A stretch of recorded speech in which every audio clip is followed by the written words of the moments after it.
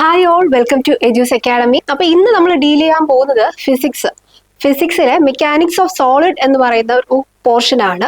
ഈ ഒരു mechanics of solids എന്ന് പറയുന്നത് നമ്മുടെ +1 എടുത്താലും +2 എടുത്താലും ഫിസിക്സിലെ തന്നെ ഏറ്റവും സിമ്പിൾ ആയിട്ടുള്ള ഒരു സബ്ജക്റ്റ് ആണ്. സിമ്പിൾ ആയിട്ടുള്ള ഒരു പോർഷൻ ആണ്, സിമ്പിൾ ആയിട്ടുള്ള ഒരു ടോപ്പിക് ആണ്. വളരെ കുറച്ച് മാത്രമേ ഇതിൽ കണ്ടന്റ് ഉള്ളൂ. കുറച്ച് ഡെഫിനിഷൻസും കുറച്ച് ഫോർമുലാസും വളരെ സിമ്പിൾ ആയിട്ടുള്ള കുറച്ച് ഡെറിവേഷൻസും പഠിച്ചാൽ ഈസി ആയിട്ട് നമുക്ക് ഇതിൽ നിന്ന് മാർക്ക് സ്കോർ ചെയ്യാനായിട്ട് സാധിക്കും. അപ്പോൾ നമുക്ക് ഡയറക്റ്റ് ആയിട്ട് ചാപ്റ്ററിലോട്ട് പോവാം. നമ്മൾ ക്ലാസ് സ്റ്റാർട്ട് ചെയ്യുന്നതിന് മുമ്പ് നിങ്ങൾ റിജിഡ് ബോഡി എന്ന് കേട്ടിട്ടുണ്ടാവുമല്ലോ. എന്താണ് റിജിഡ് ബോഡിയും സോളിഡ് ബോഡിയും തമ്മിലുള്ള വ്യത്യാസം? രണ്ടും സെയിം തന്നെയാണോ അതോ രണ്ടും ഒന്നാണോ? റിജിഡ് ബോഡിയും സോളിഡ് ബോഡി എന്ന് പറയുന്നത് സെയിം ആണോ അതോ ഒന്നാണോ? നമ്മൾ ആക്ച്വലി നിങ്ങൾ ഇനി അതിനെക്കുറിച്ച് പഠിക്കുന്നതേ ഉള്ളൂ. നമ്മുടെ ക്ലാസ്സുകൾ അതിനെക്കുറിച്ചുള്ള ക്ലാസ്സുകൾ തരും. നിങ്ങൾ ഒരു പ്രാവശ്യമെങ്കിലും കേട്ടിട്ടുണ്ടായിരിക്കും നമ്മുടെ റൊട്ടേഷൻസ് ഓഫ് മോഷൻസ്, അതായത് centripetal force, centrifugal force, inertia, collision.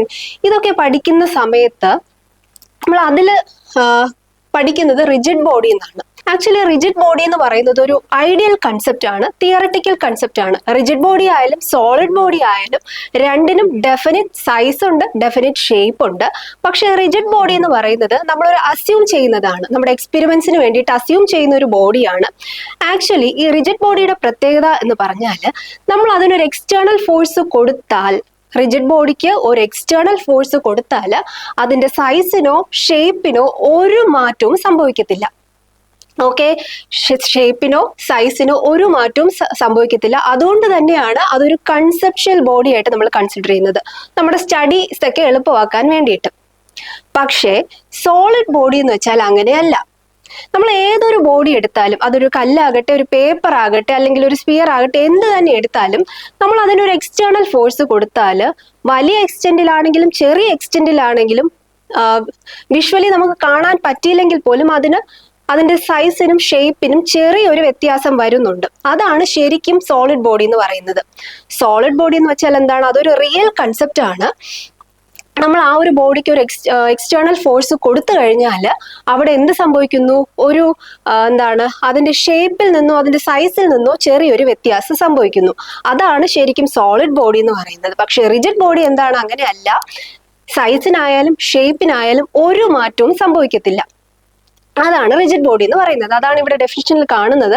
ശരിക്കും ഇത് എക്സാം പോയിന്റ് ഓഫ് വ്യൂവിലുള്ളതല്ല, നിങ്ങൾ ജസ്റ്റ് ഒന്ന് മനസ്സിലാക്കിയിരിക്കുക. കാരണം നമ്മുടെ ചാപ്റ്റർ എന്ന് പറയുന്നത് മെക്കാനിക്സ് ഓഫ് സോളിഡ്സ് ആണ് നമ്മൾ ഡീൽ ചെയ്യുന്നത്. അതുകൊണ്ട് ജസ്റ്റ് റിജിഡ് എന്താണ്, സോളിഡ് എന്താണ് എന്നുള്ളതൊന്ന് മനസ്സിലാക്കുക. Rigid body is an idealised concept in physics where the object shape and the distance between any two points on it remain constant regardless of external force. അതായത് ഒരു rigid body എടുത്താൽ അതിൽ 2 point നമ്മൾ consider ചെയ്യുവാണെന്ന് വെച്ചു. നമ്മളൊരു external force apply ചെയ്തു, ആ 2 പോയിന്റും തമ്മിലുള്ള ഡിസ്റ്റൻസിന് ഒരു മാറ്റവും സംഭവിച്ചില്ല. അതാണ് റിജിഡ് ബോഡി. പക്ഷേ essentially rigid body is a theoretical simplification while a solid body is a physical object that exhibits some degree of elasticity. Elasticity എന്താണ് നമ്മൾ പഠിക്കും. സോളിഡ് ബോഡി ആണെങ്കിൽ, റിയൽ കേസസിലാണെങ്കിൽ അത് ഒരു ഫോഴ്സ് അപ്ലൈ ചെയ്യാതെ അത് ബെൻഡ് ചെയ്യാം, സ്ട്രെച്ച് ചെയ്യാം, അതിന് ഡീഫോർമേഷൻ സംഭവിക്കാം, എന്തെങ്കിലും ഡീഫോർമേഷൻ സംഭവിക്കാം. അതാണ് സോളിഡ് ബോഡി. എന്താണ് റിജിഡ് സോളിഡ് എന്ന് പറഞ്ഞ വ്യത്യാസം മനസ്സിലായല്ലോ. നമുക്ക് ചാപ്റ്ററിലോട്ട് പോവാം. ഇനി നമ്മൾ 2 ടേം പഠിക്കും, ഇലാസ്റ്റിസിറ്റി, പ്ലാസ്റ്റിസിറ്റി. എന്താണ് ഇലാസ്റ്റിസിറ്റി, പ്ലാസ്റ്റിസിറ്റി? നമുക്ക് നോക്കാം. ഞാനൊരു ഒരു സ്പ്രിങ് എടുത്തു. നിങ്ങൾ എല്ലാവരും സ്പ്രിങ് കണ്ടിട്ടുണ്ടാവുമല്ലോ. സ്പ്രിങ്ങിന്റെ ലെങ്ത് ഇത്രയും ലെങ്ത് ഉള്ള ഒരു സ്പ്രിങ്, അതിന് L ലെങ്ത് ആണെന്ന് വെക്കാം. ഞാൻ അതിനെ 2 എക്സ്റ്റെൻഡിൽ നിന്നും മുകളിലോട്ടും താഴോട്ടും വലിച്ചു. അത് ഇത്രയും ലെങ്ത് ഉള്ള സ്പ്രിങ് തീർച്ചയായിട്ടും അതിന്റെ ലെങ്ത് കൂടും. ഓക്കെ, കുറച്ച് സമയം കഴിഞ്ഞപ്പോൾ ഞാൻ കൊടുത്ത ആ ഫോഴ്സ് ഞാൻ വിട്ടു. അതെന്ത് ചെയ്യുന്നു? തിരിച്ചും പഴയപടി അതിന്റെ ലെങ്ത് കുറയുന്നു. അതിന് ആ ഒരു പ്രോപ്പർട്ടിയാണ് നമ്മൾ എന്ത് പറയുന്നത്? എലാസ്റ്റിസിറ്റി എന്ന് പറയുന്നത്. അതാണ് ഇവിടെ പറഞ്ഞിരിക്കുന്നത്. the property of a body by virtue of which it tends to regain its original size and shape when the applied force is removed. ഞാൻ അപ്ലൈ ചെയ്ത ഫോഴ്സിനെ റിമൂവ് ചെയ്തപ്പോൾ ബോഡി ഏത് രീതിയിലാണോ അതിന്റെ ആയിരുന്നത്, അതായത് അതിന്റെ ഒറിജിനൽ ഷേപ്പിലോട്ട് അത് റീഗെയിൻ ചെയ്യുന്നു. അതിനെയാണ് എന്തെന്ന് പറയുന്നത്? ഇലാസ്റ്റിസിറ്റി. നമ്മൾ ഏതൊരു ബോഡിയിൽ, നമ്മുടെ നേച്ചറിൽ കാണുന്ന ഏതൊരു ബോഡി എടുത്താലും നമ്മൾ അതിനൊരു എക്സ്റ്റേണൽ ഫോഴ്സ് കൊടുത്താൽ അതിൽ എന്ത് സംഭവിക്കും? ഡീഫമേഷൻ സംഭവിക്കും. ഈ ഡീഫമേഷൻ എന്താണ് സംഭവിക്കുക എന്ന് പറഞ്ഞ്, ഡീഫമേഷൻ എന്ന് വെച്ചാൽ എന്താണ്? ഞാൻ നേരത്തെ പറഞ്ഞതുപോലെ അതിന്റെ സൈസിലോ അതിന്റെ ഷേപ്പിലോ നമ്മളൊരു ഫോഴ്സ് അപ്ലൈ ചെയ്ത് കഴിഞ്ഞാൽ മാറ്റം സംഭവിക്കും. അതിനെയാണ് ഡീഫമേഷൻ എന്ന് പറയുന്നത്. Deformation caused is known as elastic deformation. ഇവിടെ ഉണ്ടായ ഡീഫമേഷൻ എന്ന് പറയുന്നതാണ് ഇലാസ്റ്റിക് ഡീഫമേഷൻ. അപ്പൊ എന്തായിരിക്കും ഇലാസ്റ്റിക് ഡീഫമേഷൻ? ഞാനൊരു ഫോർ എക്സാമ്പിൾ സ്പ്രിങ്ങിന്റെ കേസ് ഇവിടെ റബ്ബർ ബാൻഡ് എടുക്കുക എന്ന് വെച്ചോ.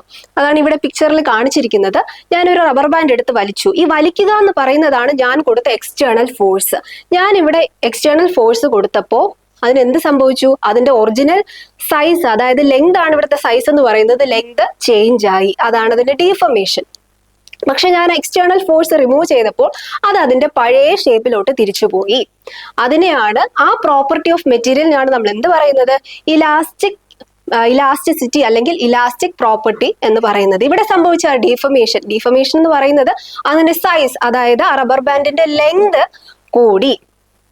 ഓക്കെ, അതിനെയാണ് ഇലാസ്റ്റിസിറ്റി എന്ന് പറയുന്നത്. ഒരുപാട് ഇലാസ്റ്റിക് മെറ്റീരിയൽ നമുക്ക് ചുറ്റുമുണ്ടല്ലോ. ഒന്ന് മെയിൻ സ്പ്രിംഗ് ആണ്, പിന്നെ ഈ റബ്ബർ ബാൻഡ്. ഓക്കെ, നമ്മൾ എക്സ്റ്റേണൽ ഫോഴ്സ് അപ്ലൈ ചെയ്തു, അതിന് ഡീഫമേഷൻ സംഭവിച്ചു. നമ്മൾ എക്സ്റ്റേണൽ ഫോഴ്സ് റിമൂവ് ചെയ്തു, അപ്പൊ അത് തിരിച്ച് അതിന്റെ പഴയ രൂപത്തിലോട്ട് പോയി. ഇനി എന്തായിരിക്കും പ്ലാസ്റ്റിസിറ്റി? ഇതിന്റെ ഓപ്പോസിറ്റ് ആണ്. ഇവിടെ കാണുന്ന പടത്തിൽ നിന്ന് തന്നെ നിങ്ങൾക്ക് മനസ്സിലാവാം. ചപ്പാത്തി കുഴയ്ക്കുകയാണ് അല്ലേ? ചപ്പാത്തി ഞാൻ എടുത്ത് ഉരുട്ടി അല്ലെങ്കിൽ പ്രസ് ചെയ്തിട്ട് ഞാൻ പ്രസ് ചെയ്തത്, ആ പ്രഷർ കൊടുത്തതിനാണ് എന്ത് പറയുക? എക്സ്റ്റേണൽ ഫോഴ്സ് കൊടുക്കുക എന്ന് പറഞ്ഞു. ഞാൻ ആ പ്രഷർ റിലീസ് ചെയ്തു, അതായത് എക്സ്റ്റേണൽ ഫോഴ്സ് റിമൂവ് ചെയ്തു. അപ്പൊ അത് ആ കുഴച്ച ചപ്പാത്തിയുടെ ആ ബോള് തിരിച്ച് അതിന്റെ പഴയ ഷേപ്പിലോട്ട് പോയോ? ഇല്ല. അത് തന്നെയാണ് പ്ലാസ്റ്റിക് എന്ന് പറയുന്നത്. പ്ലാസ്റ്റിസിറ്റി എന്ന് പറയുന്ന property, that is the property of a body by which do not regain its original shape and size when we remove the external force. നമ്മൾ ഒരു ഫോഴ്സ് അപ്ലൈ ചെയ്യുന്നു, അപ്പൊ അതൊരു ഡീഫമേഷനിലോട്ട് പോയി, അതായത് അതിന്റെ ഷേപ്പ് ചേഞ്ച് ആയി അല്ലെങ്കിൽ അതിന്റെ സൈസ് ചേഞ്ച് ആയി. അതിനുശേഷം നമ്മൾ ആ എക്സ്റ്റേണൽ ഫോഴ്സ് റിമൂവ് ചെയ്തിട്ടും അത് അതിന്റെ പഴയ ഷേപ്പിലോട്ടോ സൈസിലോട്ടോ തിരിച്ചു പോയിട്ടില്ല എന്നുണ്ടെങ്കിൽ അവിടെ ഏത് പ്രോപ്പർട്ടിയാണ് കാണിക്കുന്നത്? പ്ലാസ്റ്റിസിറ്റി. ഓക്കെ, അപ്പൊ പ്ലാസ്റ്റിസിറ്റിയും ഇലാസ്റ്റിസിറ്റിയും തമ്മിൽ എന്താണ് ഡിഫറൻസ്? ഇപ്പൊ നിങ്ങൾക്ക് ഒരു എക്സാമ്പിൾ തന്നിട്ട് ഇത് ഏത് പ്രോപ്പർട്ടിയാണ് കാണിക്കുന്നതെന്നൊക്കെ ചോദിക്കാം. അപ്പൊ അത് മനസ്സിലാക്കുക. എക്സാമ്പിൾ വൈസ് തന്നെ മനസ്സിലാക്കുക. ഇലാസ്റ്റിസിറ്റി എന്ന് പറയുന്നത് ഞാനൊരു ബോഡിയിൽ ഒരു എക്സ്റ്റേണൽ ഫോഴ്സ് കൊടുക്കുന്നു, എക്സ്റ്റേണൽ ഫോഴ്സ് കൊടുത്തപ്പോൾ അതിന് ഡീഫമേഷൻ സംഭവിച്ചു. ഡീഫമേഷൻ സംഭവിച്ചു കഴിഞ്ഞതിന് ശേഷം ഞാൻ എക്സ്റ്റേണൽ ഫോഴ്സ് റിമൂവ് ചെയ്തപ്പോൾ അത് അതിന്റെ പഴയ ഷേപ്പിലോട്ടോ സൈസിലോട്ടോ തിരിച്ചു പോയി, റീഗെയിൻ ഇറ്റ്സ് ഒറിജിനൽ ഷേപ്പ് ആണെങ്കിൽ അവിടെ കാണിക്കുന്ന പ്രോപ്പർട്ടി ഇലാസ്റ്റിസിറ്റി. അതേസമയം ഞാനൊരു ബോഡിക്ക് ഒരു എക്സ്റ്റേണൽ ഫോഴ്സ് കൊടുത്തിട്ട് അതിന് ഡീഫമേഷൻ സംഭവിച്ചു. After that deformation when we remove that external force it doesn't regain its original shape ആണെങ്കിൽ അവിടെ എന്ത് പ്രോപ്പർട്ടിയാണ് കാണിക്കുന്നത്? It's plasticity. ഇലാസ്റ്റിസിറ്റിയിൽ വരുന്ന ഡീഫമേഷൻ ഇലാസ്റ്റിക് ഡീഫമേഷനും പ്ലാസ്റ്റിസിറ്റിയിൽ വരുന്ന ഡീഫമേഷൻ പ്ലാസ്റ്റിക് ഡീഫമേഷൻ എന്ന് നമുക്ക് വിളിക്കാം.